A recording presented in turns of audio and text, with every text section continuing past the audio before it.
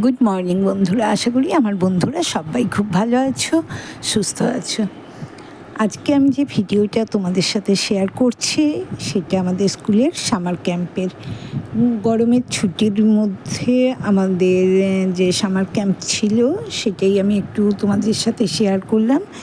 এখানে আমরা কয়েকজন টিচার আর গুটি কয়েক ছাত্রীদের নিয়েই এটা পূরণ করেছি, কারণ আমরা আগে থেকে কেউ কিছুই জানতাম না এরকম কোনো বিষয় হতে পারে বলে কেউই রেডি ছিলাম না আমরা।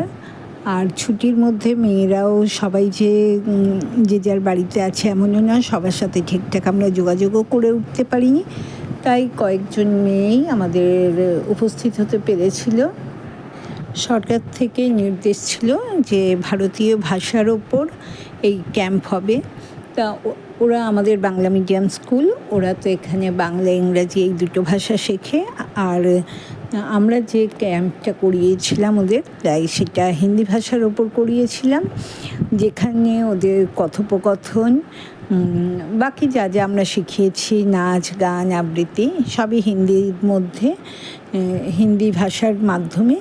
সেটা একটু আমি তোমাদের সাথে শেয়ার করছি আমরা কিভাবে সেটা ওদের সাথে করেছিলাম। আর ওরা কিন্তু খুব এনজয় করেছে ব্যাপারটা।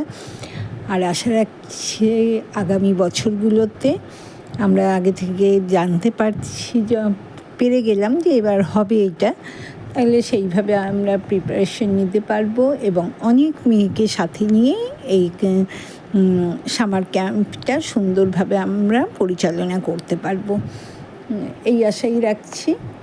এখানে কদম কদম বাড়ায় যায় এই গানটায় ওদেরকে শেখানো হচ্ছে এবং তার অর্থও বুঝিয়ে দেওয়া হচ্ছে।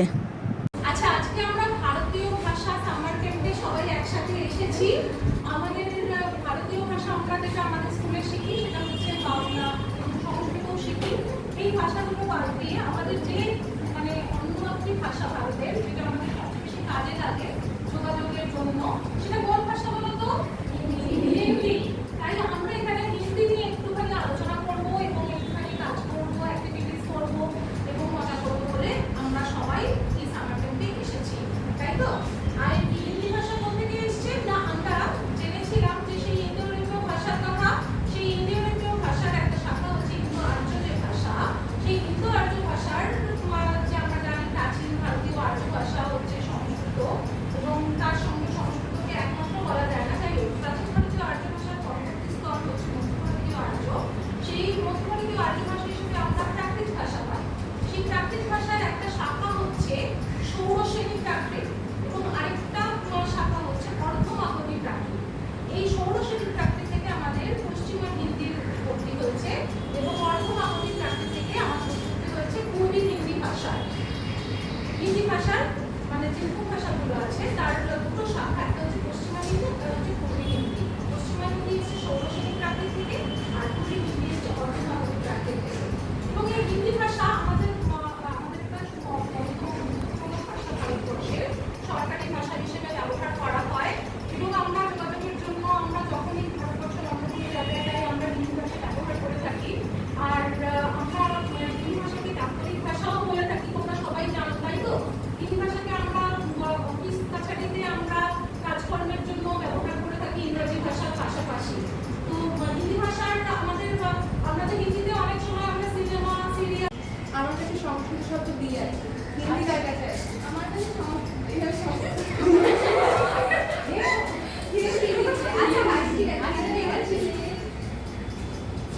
আমার কাছে হিন্দি শব্দ দো আছে। আচ্ছা, আমার কাছে বাংলা শব্দ দুই আছে। বাংলা হচ্ছে ওটা মানে, তাই তো? তার দ্বি, দো আর হচ্ছে দুই। তোমার কাছে কি শব্দ আছে? আমার কাছে সংস্কৃত শব্দ আছে, না হিন্দি কার কাছে আছে? আমার কাছে আছে। আমার কাছে হিন্দি শব্দ মোর আছে। বাংলা কার কাছে আছে? আমার কাছে बांग्ला शब्द मयूर আছে। अच्छा, बसो। पहले हम लोग हिंदी के बारे में थोड़ा सा इंट्रोडक्शन को मिला, फिर हम लोग थोड़ा इंग्लिश अक्षर पढ़े और फिर वो हम लोग लिटरेचर में साहित्य में कैसे यूज़ करते हैं देखे और कैसे एवरीडे यूज हर दिन हम लोग कैसे बातें करते हैं वो भी हम लोग करते थे। अब हम गाना भी सीखेंगे और एक नाच भी सीखेंगे। चलो जोर से अच्छा गया मेरा समर कैंप अब तक गया नहीं चल रहा है, अभी चल रहा है। कैसा गया क्या क्या कर रहे हो? बहुत अच्छा था कोई पिक्चर देखे हो? अच्छा अच्छा पिक्चर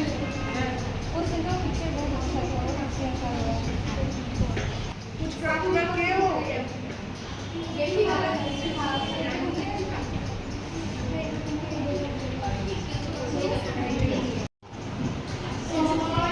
बहुत अच्छे हो, गर्मी बहुत लग रही है तो घूमने आने के लिए थोड़ा दिक्कत हुई होगी, फिर भी आज थोड़ा नया हम लोग सीखने वाले हैं तो इसी का आनंद लेंगे।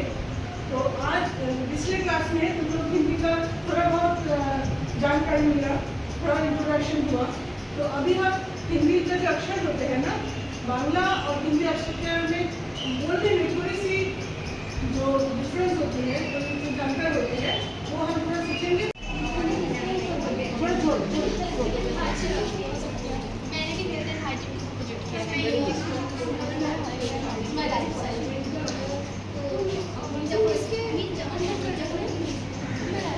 कौन सी टीचर?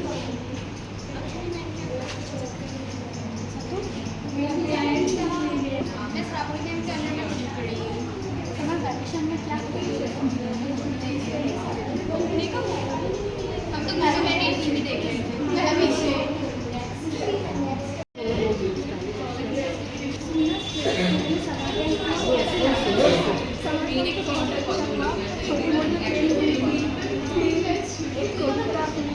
उसमें हम जो एक्टिविटीज करते हैं वो सब किया, बहुत अच्छा लगा।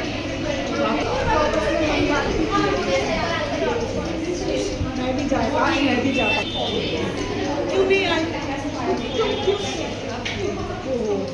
अगली बार जरूर आना। आज क्या प्लान है आपका? मेरा प्लान है मैं घर की पढ़ाई करूँ, प्रोजेक्ट बाहर निकलना बहुत दूर है, मैं तो बाहर ही नहीं जा सकती। मुझे भी ऐसा ही लगता है। घर में रहना ही best है। थोड़ा जोर से बोलो। तुम क्या कहाँ जा रहे हैं? हमको भी ले जाओ। तुम क्या करोगी मैं चाहिए हूँ कि मैं अपने बाकी टाइम फैमिली के साथ स्पेंड करूँ। मेरा दोस्त तेरा है दुख में साथ, जो कभी ना छोड़े मेरा हाथ, जो कभी ना छोड़े मेरा हाथ। मेरा दोस्त बड़ों को करे सम्मान, मेरा दोस्त बड़ों को करे सम्मान, जो ना करता कभी किसी को अपमान, जो ना करता कभी किसी को अपमान। इसीलिए तो कहता हूँ, इसीलिए तो कहता हूँ, मेरा दोस्त है बहुत अच्छा, मेरा दोस्त है बहुत अच्छा, जो हरदम रहता सच्चा सच्चा। जो हरदम रहता सच्चा सच्चा। बैठ जाओ। अच्छा लगा सबको? अगर हम सीखने जा रहे हैं कदम कदम बढ़ाए जा, ये नेताजी सुभाष चंद्र बोस के नाम हम सभी जानते हैं ना। तो उन्होंने एक आजाद हिंद फौज, जिसमें इंडियन नेशनल आर्मी संगठित किया था, संगठन ओरिजिनल। तो वहाँ की उस जो Indian national army Azad Hind फौज का एक मार्चिंग सॉन्ग कुछ कवाच के दौरान जो संगीत गाया जाता है उसको कुछ कवाच संगीत बोलते हैं। वो एक बहुत मशहूर एक कुछ कवाच सॉन्ग है, कुछ कवाच संगीत है, वही हम अब सीखने जा रहे हैं। ठीक है,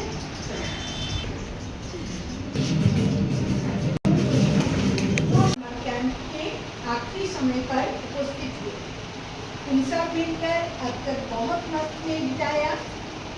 उन सब हिंदी में कुछ बोलना, लिखना, पढ़ना, साथ ही साथ 2 कविता और एक गाना भी सीखे। उसी की गाने के मतलब कदम कदम बढ़ाए जा, ये नेताजी सुभाष चंद्र बोस द्वारा संगठित आजाद हिंद फौज का एक मशहूर संगीत है। आज हम सभी ने मिलकर इसी संगीत पर एक नृत्य सीखे। এখানে মেয়েদের কদম কদম বাড়ায় যা গানটির সাথে খানিকটা স্টেপ তুলে দেখানো হলো, তারপর ওরা সেটাই পারফর্ম করলো। আর যেহেতু গানটা ফোনে বাজানো হচ্ছিল তাই আর আমি গানটা দিতে পারলাম না। এই সামার ক্যাম্প অর্গানাইজড হলো ভারতীয় ভাষার ওপর, আর সেই ভাষাটা আমরা বেছে নিয়েছিলাম হিন্দি ভাষা। তাই আমরা সকলেই চেষ্টা করছিলাম যে অন্য কোনো ল্যাঙ্গুয়েজ ইউজ করতে না, যাতে না ইউজ করি, মানে যেমন আমাদের মাতৃভাষা বাংলা, বা আমরা অনেক সময় ইংলিশে একটা দুটো কথা বলে থাকি, সেইগুলো না করে সম্পূর্ণটাই হিন্দির ওপর কথা বলার চেষ্টা করছিলাম। এবং মেয়েদেরও কিছুটা গ্রুপ করে ভাগ করে দেওয়া হয়েছিল ওদের নিজেদের মধ্যে কথোপকথন করার জন্য হিন্দিতে। আর আমাদের এই হিন্দি ভাষার উপর আমরা যে ক্যাম্পটা করালাম ওদের, তার 3টে ভাগ ছিল। প্রথম ভাগে আবির ম্যাম এবং বৈশালী ওরা শিখিয়েছে সেটা হলো হিন্দি ভাষার উৎপত্তি, হিন্দি ভাষা সম্পর্কে ওদের একটা সম্যক ধারণা দেওয়া, যেখানে স্বরবর্ণ, ব্যঞ্জনবর্ণ, মাত্রা শেখানো, সংখ্যা চেনানো, এইগুলো হিন্দি ভাষা এবং দেবনাগরী ভাষার উপর ওরা বুঝিয়েছে। তারপর ফ্ল্যাশ কার্ডের মাধ্যমেও মেয়েদের হিন্দি ভাষা সম্পর্কে একটু ক্লাস নেওয়ার মতো করে মজার ছলে, খেলার ছলে এগুলো শেখানো হয়েছে। দ্বিতীয় ভাগে ছিল ওদেরকে আবৃত্তি শেখানো, মজা করে, অবশ্যই সবটাই আমি তোমাদের সাথে শেয়ার করেছি। আবৃত্তি শেখানো এবং কদম কদম বাড়ায়ে যা, এই গানটা ওদের শিখিয়েছেন ম্যামরা, এবং তার সাথে তার অর্থটাও বুঝিয়ে দিয়েছেন। এটা করেছেন পারমিতা ম্যাম এবং রানু ম্যাম। এরপর তৃতীয় ভাগে ছিলাম আমি আর ঋতুপর্ণা ম্যাম।